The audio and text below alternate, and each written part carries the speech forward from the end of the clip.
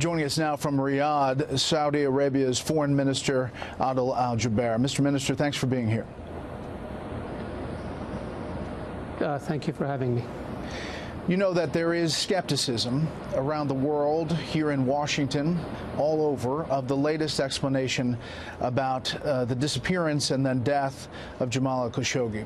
I want to give you a chance to kind of lay out the latest explanation and how you came to this. We had an individual who came to the consulate. He was approached by members of the Saudi security team. They told us that he left the consulate. They came back to Saudi Arabia, filed their report to that effect. The custodian of the two holy mosques, King Salman bin Abdulaziz, dispatched a team to investigate in Turkey with the Turkish authorities. The reports we were getting from Turkey did not comport with the reports that the team had provided to us after they returned to Saudi Arabia. The king then directed the public prosecutor to launch an investigation, which he did about 9 days ago.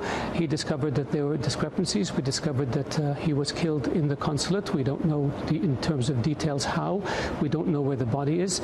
The public prosecutor then put out orders to detain 18 individuals for questioning and possibly facing trial.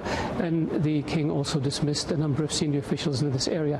This, Brett, is the first step of a long journey. We are determined to uncover every stone. We are determined to find out all the facts, and we are determined to punish those who are responsible for this murder. And we are determined to ensure that the institution that we have that deals with intelligence has checks and balances in it, and to ensure that something like this can never happen again. You said you don't know where the body is. Someone obviously knows. Was it chopped up? Was it dismembered? Do you know that? We're working on this. We're working on this with our Turkish colleagues. The public prosecutor is continuing his line of questioning, and we are intent on determining what happened, and we're intent on uncovering all of the facts that exist in this case. We want to make sure that we know what happened, and we want to make sure that those responsible be held to account. Why did it take 18 days for the Saudi story to kind of gel? You know, at first it was that he walked out of the consulate, and then it was silence for a while, and then this detailed explanation minus, you know, where the body is and who ordered it. We had reports that indicated that he left the consulate, and then, as I mentioned, our investigating team in Turkey discovered that there are elements that contradict what was in the report. When we ascertained ourselves of this fact, then the public prosecutor launched his investigation, and he determined that the reports that was originally filed were wrong, and that there was something that happened that was criminal. And as a consequence, we took the steps we took. Brett, keep in mind, when you have a situation like this, you want the information that you put out to be as accurate as you possibly can. You don't want to put out speculation or hearsay or gossip, and these things take time. You may want to look back at the issue of Abu Ghraib and the timeline between when the incidents were discovered and when the U.S. government came out with an initial report of what happened. These things take time, and you want to be careful. You're an authoritarian government.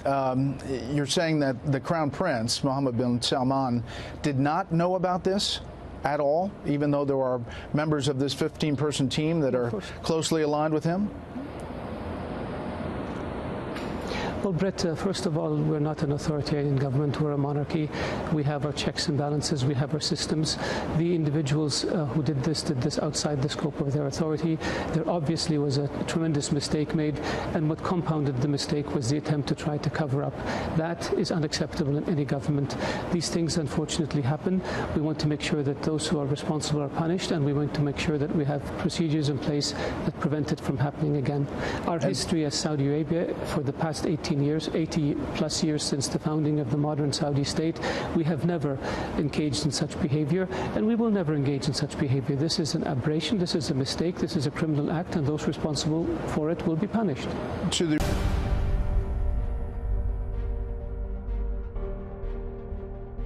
And those responsible for it will be punished. To the original question, did the Crown Prince know anything about it, if there were people closely tied to him involved in this operation?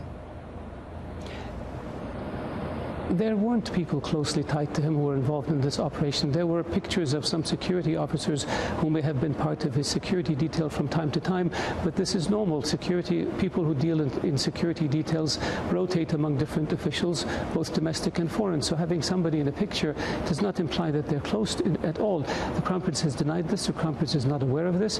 Even the senior leadership of our intelligence service was not aware of this. This was an operation that was a rogue operation. This was an operation where individuals ended up exceeding the authorities and responsibilities they had. They made a mistake when they killed Jamal Khashoggi in the consulate, and they tried to cover up for it. Yeah. What do you say? Do you believe that the Turks have audio of what happened in that consulate? I don't know. They have said they have audio, but we haven't heard it, and I don't know any other government that has access to those audio tapes. Do you believe that the U.S. intelligence community has some kind of intercepts that suggest a high-level understanding of this operation? I don't know, and I would imagine that if they had, they would have told us about it. And so I see a lot of speculation in the press. I see a lot of hearsay, and I see a lot of gossip. And I just caution people to be cautious, let the investigation in Turkey and in Saudi Arabia unfold, and when the results come out, we will know the truth. So, Mr. Minister, you understand the skepticism that this was somehow a fight that develops inside the consulate, and that a 60-year-old columnist, writer, is going to resist a 15-member security team, and that one of the members of the team was an autopsy specialist. How do you explain all of that? Well, Brett, I don't believe all 15 members were in the consulate when this happened. We are looking at every individual member of the team. We are trying to find out how they were assembled, how they were dispatched, and we're trying to ascertain the facts as to what happened in the consulate and what happened subsequent to that. We have said when we put out the initial results that these are initial results. They're not conclusive. The investigation is still in its early phases, and we're determined to pursue this to the end in order to uncover the truth and make sure that everybody knows what happened, and we have the full picture, and we know who's responsible, and we hold them accountable. I'm sure you've heard lawmakers speaking out. Here's what Senator Rand Paul said today on Fox News Sunday. I feel certain that the Crown Prince was involved and that he directed this, and that's why I think we cannot continue to have relations with him. And so I think he's going to have to be replaced, frankly, but I think that sanctions don't go far enough. There are a lot of Washington lawmakers who are in that same boat. How do you respond to them? I find it very surprising that somebody 6,000 miles away can be certain about an event that happened 6,000 miles away with no access to information or intelligence. So this is a judgment call on the part of Senator Paul. This is not based in fact. It's just based on emotions and based on speculation. With regards to deciding who leads our country, this is a matter for Saudi Arabia to decide and nobody else. And I would respectfully urge members of Congress to wait until they have the facts and then judge the results of the facts and take positions then, but not jump to conclusions before something is concluded. There is the presumption of innocence until proven guilty. In this case, people have turned it upside down, unfortunately. Are you worried, fearful about something in this investigation showing you something that is different than the original story that you've put out now? We put out the version that we had based on the facts we had at the time. We will continue to put out information as it becomes available and as it is certified. We have been very clear that we will leave no stone unturned and that we will hold those accountable for these actions irrespective of where they are. And definitively, King Salman is standing behind the Crown Prince on all of this. The custodian of the two holy mosques, King Salman, is determined to see this investigation through, determined to ascertain the facts, determined to hold those responsible accountable, and determined to put in place policies and procedures and measures in the security services to prevent something like this from ever happening again. What will happen to the people who have been arrested surrounding this?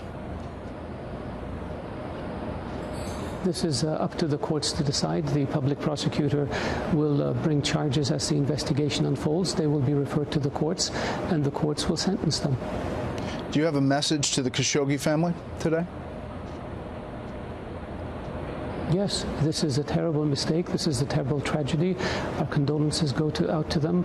We feel their pain, and I wish this didn't happen, and I wish that this could have been avoided. Unfortunately, a huge and grave mistake was made, and I assure them that those responsible will be held accountable for this. Last thing, Mr. Minister, you spent a lot of time as the ambassador to the U.S., now as foreign minister. How concerned are you about the future of the U.S.-Saudi relationship after all this? The U.S.-Saudi relationship is a historic and strategic one. We have great interests that we share together. We have a great trade relationship. We have security issues that are critically important to both of us.